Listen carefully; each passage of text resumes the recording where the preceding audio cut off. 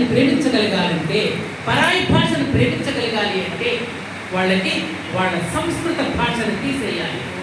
సంస్కృతము అంటే సంస్కరించడం. ముడిసరుకును తీసుకుని ఒక శిల్పంలా చెక్కడమే సంస్కరించడం అనేది. మన ఇంటికి ప్రొద్దునే పాలు వాడిస్తాడు, పాల ప్యాకెట్ వేస్తాడు. ఆ పాలను ఎలా సంస్కరిస్తున్నారు మీరు?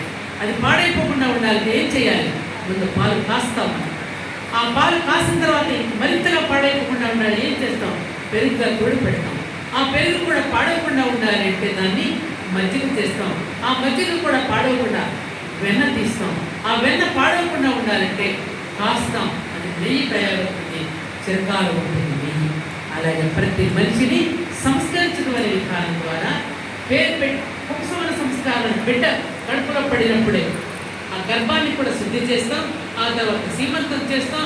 బిడ్డ కలిగిన తర్వాత బ్రహ్మాండమైన మంచి పేరు పెడతాం, బాలసార చేస్తాం, తర్వాత అన్నప్రాసన చేస్తాం, విద్యాభ్యాసం చేస్తాం, వివాహ సంస్కారం చేస్తాం. అంత్యేష్టి వరకు మళ్ళీ పంచభూతాలలో ఈ పంచభూతాత్మ శరీరాన్ని పంచభూతాలలో విలీనం చేస్తూ ఉండే సంస్కారం అంత్యేష్టి వరకు ఈ షోడశ సంస్కారాల ద్వారా భారతదేశంలో ప్రతి మనిషిని కూడా ఒక సంస్కారం ఉంటుంది.